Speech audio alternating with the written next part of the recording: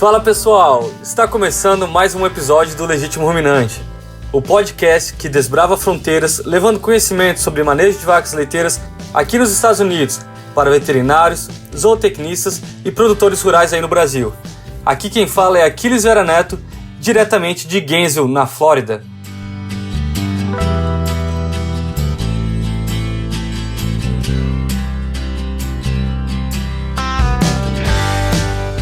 Bom pessoal, tem um tempo que a gente acabou não postando episódios e eu peço desculpas aí pro pessoal, mas hoje a gente tá bem feliz que vai gravar um episódio sobre um assunto bem bacana, que é a parte de metabolismo de cálcio. Então no episódio de hoje a gente vai entrevistar o professor Luciano Caixeta. Ele é atualmente professor na Escola de Veterinária da Universidade de Minnesota, e o Luciano, ele é natural do Goiás, onde ele adquiriu o diploma dele em Medicina Veterinária em 2008. Logo em seguida, depois que ele se formou, ele veio para os Estados Unidos. Aí ele fez um programa de residência na Universidade de Cornell, no estado de Nova York, e onde ele também obteve o seu grau de doutorado. Depois que ele se formou, terminou o doutorado, ele passou brevemente pela Universidade Estadual do Colorado e depois, hoje, ele está na Universidade de Minnesota. O principal foco de pesquisa o trabalho do Luciano é a fisiologia durante o período de transição e principalmente está interessado nos métodos para prevenção e melhoria do metabolismo mineral, principalmente de cálcio, e também metabolismo energético durante esse período que a gente sabe que é crítico para as vacas leiteiras. Bom, boa tarde, Luciano, bem-vindo ao podcast do Legítimo Ruminante, e antes de tudo queria agradecer aí você separar um tempo e conversar com a gente aí sobre esse assunto que é bem bacana, que é a parte de metabolismo mineral, principalmente cálcio. Boa tarde, Aquiles. Obrigado pelo convite. Vamos ver se eu consigo levar alguma coisa de boa pro pessoal aí no Brasil também. Bom, com certeza vai, Luciano. Eu acho que para a gente iniciar a nossa conversa, poderíamos falar um pouco sobre o período de transição, né? Que é um período que é extremamente desafiador para a vaca leiteira, porque acontecem várias mudanças fisiológicas, né? Por exemplo, a vaca está gestante, ela tem um bezerrinho lá e ela não produz leite. E de um dia para o outro ela se torna uma vaca que não tem mais o bezerrinho, ela não é gestante, mas agora ela tem o desafio de produzir leite. E uma das mudanças que ocorre nesse período está relacionada ao metabolismo mineral. E principalmente quando a gente fala sobre isso é a questão do cálcio. Você poderia comentar brevemente sobre quais são essas mudanças que ocorrem durante o parto que alteram a fisiologia do cálcio? Então, Aquiles, só um dado histórico que quando a gente olha, tem relato de casos de febre do leite, né, como é mais popularmente conhecido. Tem 250 anos que o pessoal já fala sobre isso. E um dos motivos que vaca tem esse problema e tem esse declínio muito grande de cálcio na circulação é o fato da produção de leite. Tanto é que a gente vê mesmo em propaganda para gente que toma leite para ter cálcio.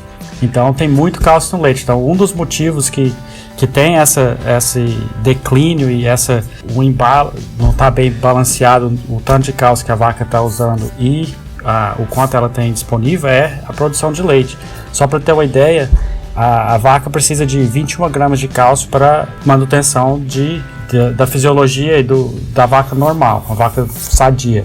E para produzir, por exemplo, 10 kg de colostro, a vaca precisa de 23 gramas. Então, só para produzir colostro, a vaca precisa de mais cálcio do que ela precisa no dia a dia dela.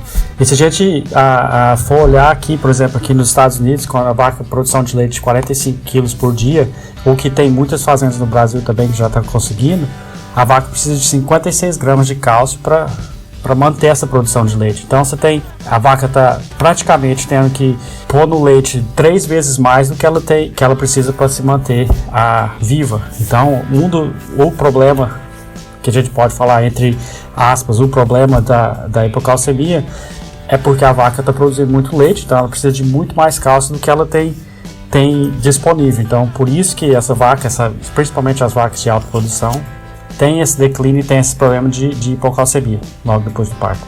E até eu acho que um dos experimentos clássicos que teve, né, foi feito pelo Jesse Goff, onde ele removeu a glândula mamária e aí as vacas não tinham hipocalcemia, né? Tá resolvido o problema. problema é que daí o produtor não consegue pagar as contas, né? Porque não tem um leite que é o que a gente está interessado, né? Isso exatamente. Esse trabalho é muito interessante e tanto é que ele olhou também coisa de metabolismo energético e diminui também, tanto é que os dois são relacionados, mas se a vaca não produz leite, não há uma vaca de leite mais. Então. Exatamente, Bom, então como você colocou, esse gasto de cálcio que a vaca tem nesse período é muito maior por causa que ela acaba colocando no leite, né? E fisiologicamente, qual é que é a estratégia que o animal ele pode utilizar para tentar lidar com esse aumento na demanda de cálcio? Por exemplo, quais são as adaptações que eles desenvolveram para tentar suprir essa necessidade de cálcio que tem no período de transição ali do parto? Praticamente são 3 vias que a vaca consegue reabsorver o cálcio ou ter cálcio circulado no sangue para manter todas as funções necessárias. Então, as 3 vias que ela vai ter cálcio, uma é mobilizar cálcio do osso, que a maior reserva de cálcio no organismo está no osso, e as outras 2 formas de reabsorver e de ter cálcio, uma é ter uma reabsorção de cálcio nos rins, quando ela está fazendo a filtragem do sangue, então o cálcio passa e estaria na urina, mas ela pode reabsorver, então volta para a circulação. E uma fonte de cálcio muito importante para a vaca, principalmente a vaca que acabou de parir, é a absorção de cálcio no intestino, porque esse é o cálcio que a gente põe na dieta, o cálcio que está disponível na silagem e nos minerais. E esse cálcio eu poderia até argumentar que seria um dos principais fontes de cálcio, é a principal fonte de cálcio para a vaca logo depois do parto, porque ela mesmo, os ossos sendo a maior reserva de cálcio no organismo, a vaca não pode mobilizar todo o cálcio nela, que está no osso, porque senão ela não consegue, os ossos vão quebrar. Uma coisa interessante nessa linha, muitas vezes quando a gente vai fazer necrópsia de vaca, principalmente vaca que morre logo depois do parto, é muito mais fácil de abrir a caixa torácica dela do que de uma vaca que está no meio de lactação, uma vaca que está no final de lactação, porque como tem muito menos cálcio, com uma faca eu consigo abrir. Já as vacas que morrem mais no final da lactação, do meio para o final, quando ela não tem esse déficit de cálcio, eu tenho que praticamente usar um machado ou uma serrinha para conseguir abrir. Então, a vaca está mobilizando cálcio no osso, tem muito cálcio lá, mas ela não pode mobilizar tudo. Então, ela depende bastante desse cálcio que ela vai reabsorver no intestino. E nisso que tem uma coisa interessante de a gente observar é que tem um hormônio que é essencial para todas essas adaptações homeostáticas, que é o paratormônio.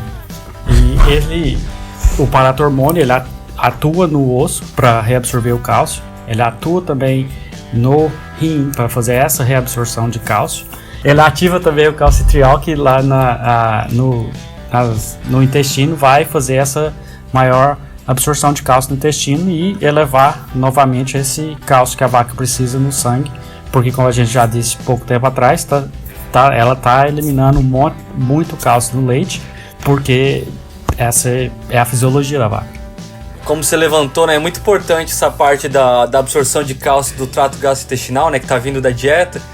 E uma coisa que ocorre justamente nesse período que a vaca tem alta demanda de cálcio, ela pariu, ela está com uma inflamação, ela está com dor e tem uma queda no consumo de matéria seca, ou seja, ela já está dependendo mais de absorver cálcio da dieta e você tem essa diminuição de consumo que é muito importante, né? Até para o metabolismo energético também.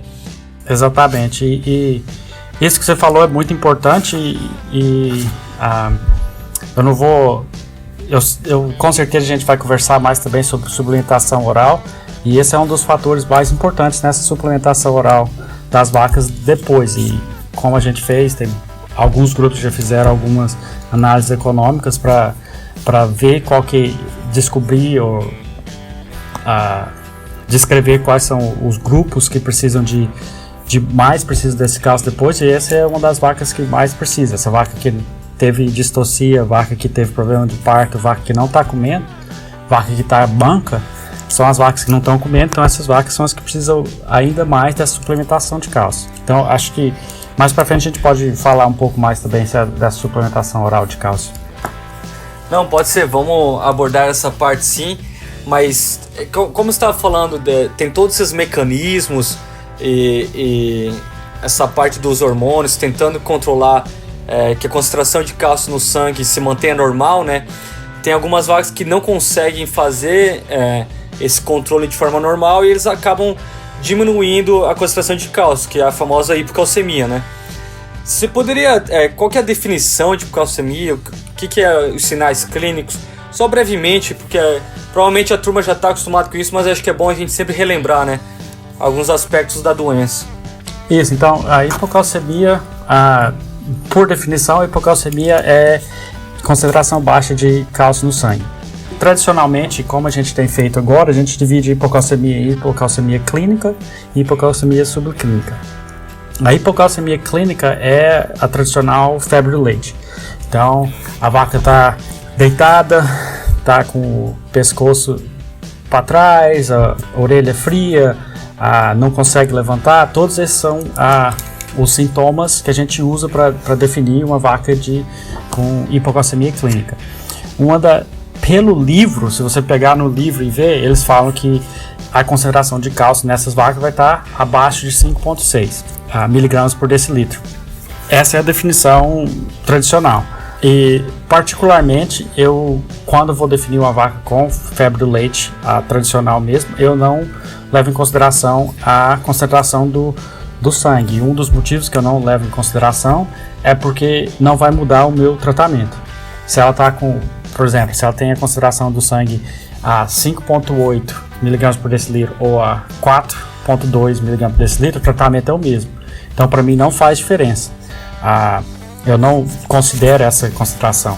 Já para a hipocalcemia subclínica, que é aquela silenciosa que a gente não tem tanto, os sinais clínicos não são tão claros, então o que a gente vê a vaca, geralmente que a gente vai ver a vaca parece estar um pouco mais devagar, ela não está comendo tão bem, não está produzindo, você vê que ela está produzindo leite, mas também não está produzindo o quanto você esperava, e algumas vezes você consegue ver a vaca tá com a orelha também tá um pouco fria. Então todas essas coisas são o que a gente usa para hipocalcemia subclínica. E uma das coisas que o pessoal em fazenda faz também é a vaca que não tá tão bem, eles checam a vaca e eles não conseguem achar sinal para... Ela não tem metrite, ela não tem cetose, ela não tem todas as outras coisas que ela poderia ter. Geralmente eles falam, provavelmente essa vaca tem hipocalcemia subclínica. E por definição, a definição tradicional, que tem vários anos que tem, a vaca teria a concentração de cálcio no sangue entre 6 e 8 mg por decilitro. O que a gente tem visto agora, e até por alguns trabalhos aí na Flórida mesmo, a gente vê que 8,5, 8,6 mg por decilitro seria um nível melhor para a gente fazer essa diferenciação entre cálcio normal e cálcio abaixo do normal. Como você estava falando, né, a hipocalcemia clínica, ela é clara, né? Você vai lá, você vê que a vaca está caída, né? Acabou de parir, é muito fácil o diagnóstico, né? Mas como você falou ali, quando você vai lá e trata independente da concentração de cálcio, né? Qual que é normalmente o tratamento que você usa, quanto de cálcio que você usa e alguns cuidados durante a aplicação desse tratamento? Isso, então, o que a gente usa, principalmente, por exemplo, vamos começar, porque o tratamento varia também, né? Se a vaca tem a clínica e subclínica, como eu já falei antes um pouco aqui, que é com cálcio oral. Mas, por exemplo, a vaca de hipocalcemia clínica, a vaca com febre do leite, você chega na fazenda, a vaca está deitada, não consegue levantar, a orelha está fria, ela tá todos os sinais clássicos da hipocalcemia clínica, da febre do leite. O tratamento recomendado é uma garrafa de cálcio borogluconato, que são 23 gramas de cálcio naquela garrafa de 500 ml, que você vai fazer intravenoso. Uma das coisas que eu sempre falo, muita gente faz pela glândula veia mamária. Eu particularmente falaria que isso não é uma prática muito boa, porque se tiver uma infecção ali naquela glândula, na veia mamária, está muito perto do úbere. Então, o ideal seria fazer na jugular. Você faz uma garrafa, 23 gramas de cálcio, pela jugular e faz devagar. Você não pode também pegar a sua agulha mais grossa que você tem, colocar lá e abrir e deixar rodar, porque você vai elevar o nível de cálcio muito rápido, e a vaca vai ter vai ser intoxicada por cálcio e pode ter uma parada cardíaca. Então, o negócio é fazer o cálcio intravenoso, mas fazer devagar. Uma das coisas que eu, na prática, sempre fiz, que me ajudava, e ajudava até um pouco a fazer, passar o cálcio um pouco mais rápido, eu misturava esses 500 ml eu misturo esses 500 ml de cálcio e diluo ele praticamente com 500 ml de solução hipersalina. Porque essa vaca, como ela está deitada, com certeza ela precisa de dar água, precisa de beber água também, ela vai estar desidratada. E fazendo essa diluição, eu consigo passar a mesma quantidade de cálcio e eu consigo passar um pouco mais rápido, porque já está um pouco diluído.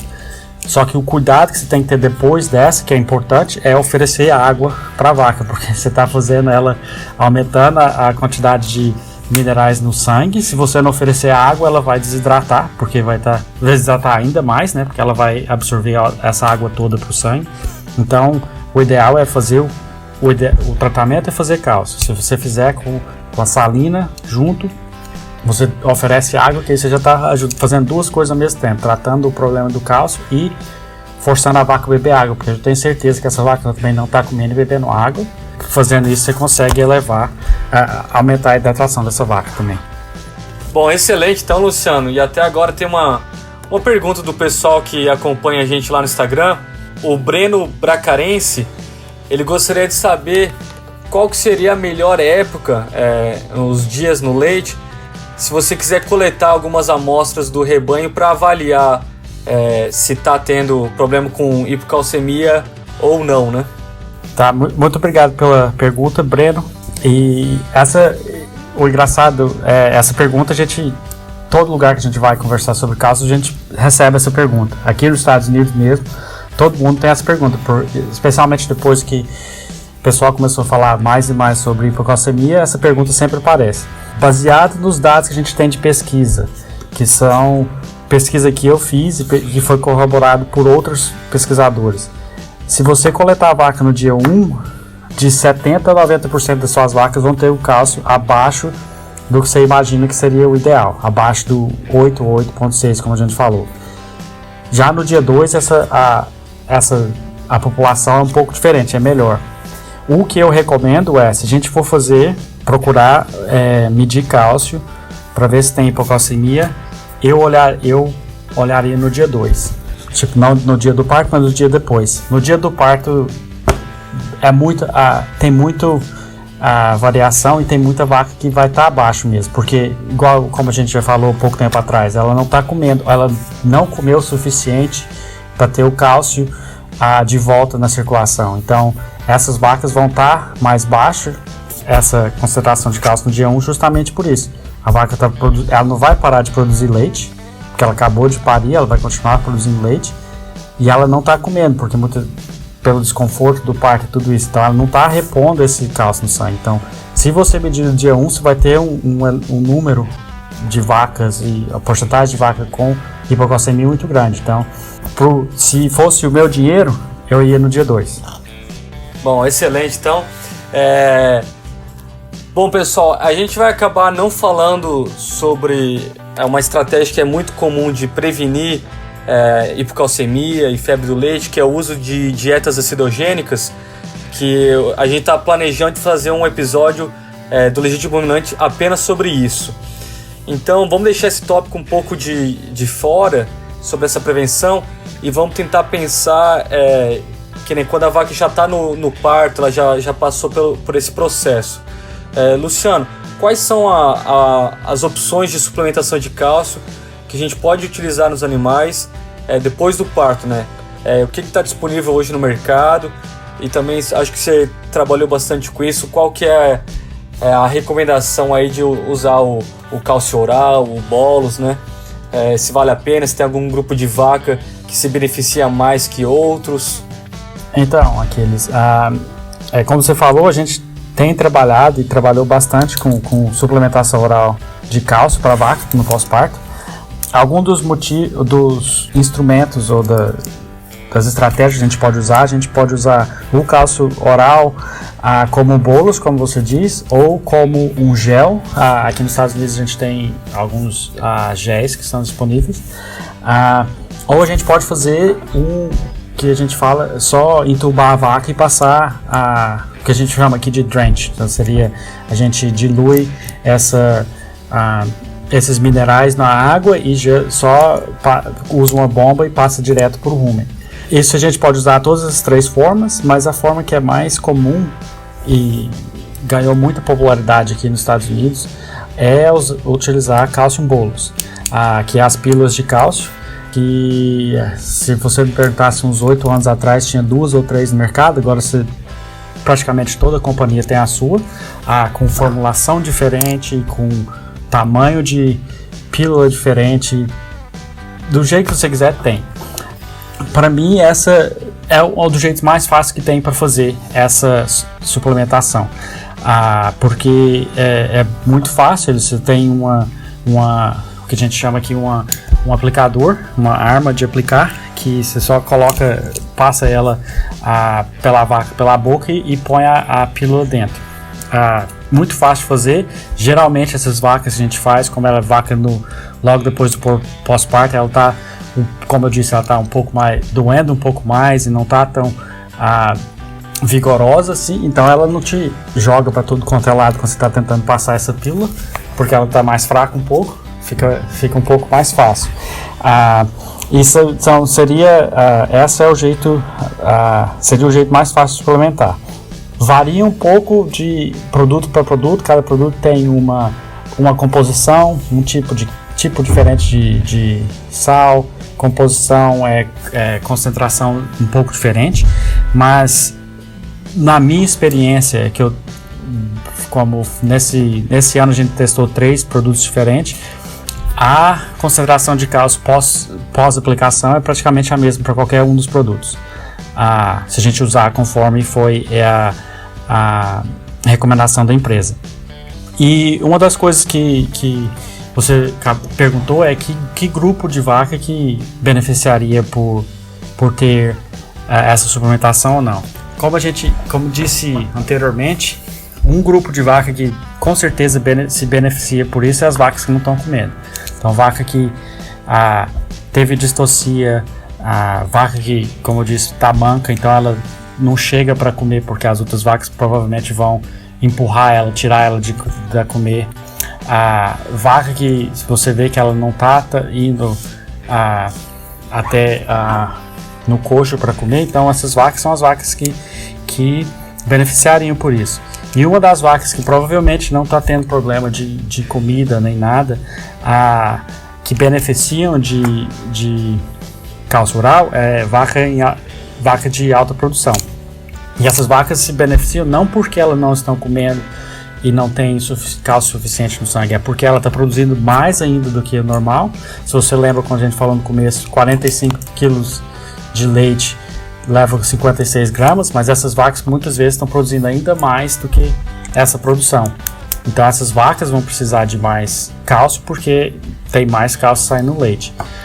Então teve um grupo de pesquisadores aqui, fez uma análise econômica de quais vacas que beneficiariam mais por receber cálcio oral, e o melhor retorno ao investimento são, se você fizer vaca manca, vaca de alta produção, então vaca multípara, né? São vacas de segunda e terceira lactação, que está produzindo tipo 5% melhor do seu rebanho, de 10% melhor do seu rebanho, e vaca que teve distocia e vaca que não está comendo, essas vacas que você vê que elas não estão absorvendo cálcio pelo trato digestivo. Então esse foi o melhor retorno ao investimento.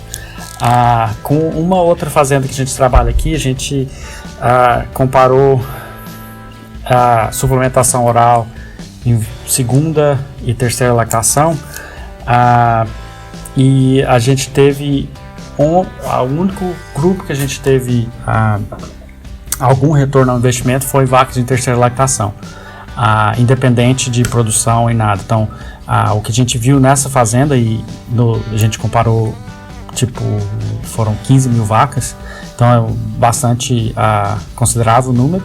A vaca de terceira lactação geralmente beneficia, independente se ela teve distocia, se ela não teve nada. Já a vaca de segunda lactação seria essas vacas manca e vaca que produz muito. Você sempre tem uma vaca de segunda lactação que é provavelmente a sua melhor vaca, então essa também com certeza vai se beneficiar. Já para vaca que pariu a primeira vez primípara, eu não recomendaria. Que o retorno, se você olhar só economicamente, não tem um retorno no investimento tão bom. E dois é que algumas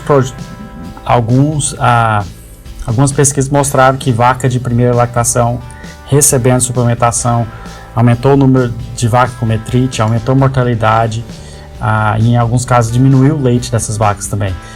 Eu não sei ao certo explicar todos os motivos que levaram a isso, mas aconteceu. Então, se a gente for recomendar suplementação oral, seria vaca de terceira lactação ou mais, vaca que produz muito, vaca de segunda lactação ou maior que produz muito, vaca manca e vaca que teve problema no parto. Ou seja, são as vacas que realmente têm maior risco, né? Nessa questão do cálcio. Porque o que a gente tem visto aqui, eu acho que talvez aí em Minnesota, que algumas fazendas elas gostam de ter um protocolo básico, né? Que todos os animais recebem. Mas eu acho que é importante também que tenha o custo, né? Essas cápsulas, essas pílulas de cálcio não são tão baratas. E como você falou, né, tem vários trabalhos mostrando que o retorno de investimento é melhor em algumas categorias de animais. Ou seja, talvez valha a pena olhar para a vaca e dizer, não, essa vaca eu vou dar por causa que ela tem maior produtividade, tem maior risco, e esse outro grupo de animais eu já não vou dar. É igual o comentário que eu fiz dessa outra fazenda com um número muito grande de vacas, a gente fez esse teste. Foi exatamente por isso, eles queriam ter um protocolo para ficar mais fácil para a fazenda, então eles falaram, ou a gente dá para todas as vacas, ou a gente só dá para uma vaca de terceira lactação ou de segunda. Então foi o que a gente fez, a gente testou e foi terceira lactação. E como você disse, um dos motivos se a gente fizer vaca para todo mundo na fazenda, que tem várias fazendas que fazem, que fica fácil, né? Você pega e faz um protocolo e fala, toda vaca que pare vai receber essa vacina, vai receber cálcio, vai receber esse tipo de tratamento e tudo. Seria fácil, só que, como disse, o retorno do investimento não é bom. E não é que se a gente der suplementar cálcio oral, a gente vai matar a vaca, e é um problema que vai causar um problema muito maior. Mas se você der cálcio que está excedendo ao que a vaca precisa, como a gente disse no começo, ela vai excretar na urina. Então você vai estar dando o preço aqui, você vai dar um tratamento de $15, que nessa época no Brasil é muito mais ainda, com a cotação do dólar do jeito que está, para a vaca pegar e você está praticamente enriquecendo a urina da vaca. Não tem motivo nenhum. Exatamente, eu concordo plenamente. Bom, então, Luciano, outra coisa que eu acho que até a primeira vez que eu vi isso foi em um dos trabalhos que você fez, e no último EDCA foi falado bastante. EDCA é o congresso aqui nos Estados Unidos de vacas leiteiras, que é essa questão da hipocalcemia transitória ou hipocalcemia persistente, ou seja, não é só o fato de a vaca ter hipocalcemia ou não ter.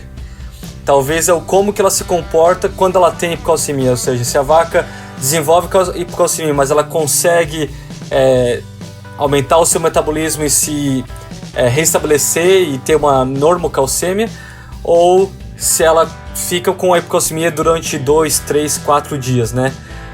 Você poderia comentar um pouco mais sobre essa nova tendência? Pelo menos na parte de pesquisa a gente está olhando muito isso, né? Talvez a campo não seja tão aplicado no momento, mas mais para divulgar essa nova tendência? Não, com certeza. A ideia que a gente teve quando a gente fez isso a primeira vez estava no meu doutorado ainda, a gente trabalhando com as vacas, e por algum motivo, na verdade a gente tinha aluno na fazenda todo dia, então a gente podia coletar sangue todo dia. Então a gente coletou sangue de vaca dia 1, 2, 3, 4. E aí uma das coisas que a gente sempre fala e olhava nos trabalhos tradicionais o pessoal considerava hipocalcemia se a vaca teve cálcio no sangue abaixo no dia 1, 2, 3 ou 4 de lactação. E como eu tinha sangue todos os dias, o que eu fiz foi olhei se teria alguma vaca que teria o sangue abaixo todos esses dias. E o que a gente viu foi que 30% das vacas, se a gente olhar, é isso, ela não, a concentração de cálcio dela não passa acima do que seria considerado normal. Então, quando a gente olhou isso, o que a gente fez no começo foi separar a vaca que nunca teve cálcio, o cálcio sempre esteve acima do que é o recomendado, do que é o que a gente acha o normal. Vaca que teve um ou 2 dias só abaixo e vaca que teve 3 abaixo. Todos os dias abaixo, né? E aí o que a gente viu foi, o trabalho era bem pequeno, foi desenhado para outra coisa, mas a gente conseguiu ainda ver uma diferença em desempenho reprodutivo, por exemplo. Essas vacas que tinham o cálcio muito abaixo não tinham um desempenho reprodutivo como as outras vacas. E aí logo depois que a gente fez isso, alguns outros grupos que começaram a fazer, inclusive a doutora Jessica McCarthy lá de Cornell, que a gente foi treinado pelo mesmo grupo.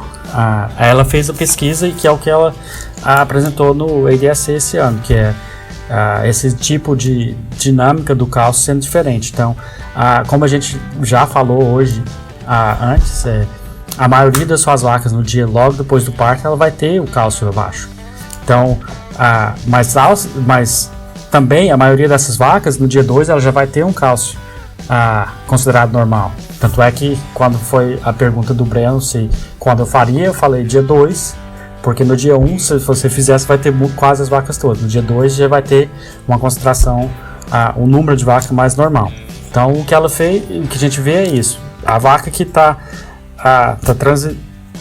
começando o parto, se ela tem as adaptações metabólicas todas normais, no dia 2 ela vai ter os cálcios normal. Então esse que é o que você falou antes, cálcio transitório, né? Hipocalcemia transitória, que é o normal. Eu argumentaria, pelo conhecimento que eu tenho de fisiologia e de dinâmica do cálcio, que esse é o normal das vacas. Mesmo a vaca, por exemplo, se a gente considerar que uma vaca tem que ter o cálcio normal todo o tempo, eu não sei se esse seria o normal, porque para mim está indicando que a vaca não está produzindo leite suficiente para baixar o cálcio. Então, as outras classificações que a gente teria a vaca com hipocalcemia persistente, então seria essa vaca que, como as outras, abaixa o cálcio no dia 1, só que ela não entra com todas aquelas adaptações como uma vaca saudável entraria. Então ela não está absorvendo tanto cálcio no intestino, ela não está absorvendo cálcio nos rins. Então essa vaca tem uma concentração de cálcio abaixo por mais tempo. Então o que a gente fala de persistente seria essa vaca que teria hipocalcemia por 2, 3 dias. E uma outra classificação, a terceira, que a gente pode falar, classificação anormal, que tem sido apresentada, seria a hipocalcemia retardada, que seria uma hipocalcemia que acontece depois dos 3 dias pós-parto, seria aos 4 dias pós-parto, 5 dias pós-parto. E eu tenho alguns problemas com essa classificação, porque para mim pode ser que esse problema, essa vaca não ter cálcio suficiente depois de tantos dias assim, pode ser que ela tenha alguma outra doença, parou de comer e aí não tem cálcio suficiente. Mas as duas principais que a gente pode pensar é essa transiente, que para mim seria o normal da vaca de alta produção, e a persistente, que é a vaca que não se adapta e não volta a ter o cálcio normal. Até seria legal agora, vamos ver aí conforme vai as novas pesquisas, né? Talvez avaliar novamente nessa questão dos animais que têm uma hipocalcemia transitória ou não, e ver se eles têm mais doença, número de animais maiores, né? Que eu lembro que o seu trabalho não era o foco, né? Como você falou, né? O delineamento era para outra coisa e você acabou achando isso que é interessante, né? Que acho que abriu uma porta. E pode ser que seja a concentração também, né? Por exemplo, a gente põe essas vacas tudo junto como sendo transitório, mas pode ser que tenha uma diferença entre 6 e 6,5 é mais problemático do que entre 6,5 e 7 miligramas por decilitro. Então a gente não sabe, mas como a gente comentou aqui, os trabalhos não foram tão grandes assim, a gente não sabe como é que é. O negócio é que você tem que coletar sangue todo dia. Para coletar sangue todos os dias de milhares de vacas é um trabalho gigante, então muito aluno e muito dinheiro.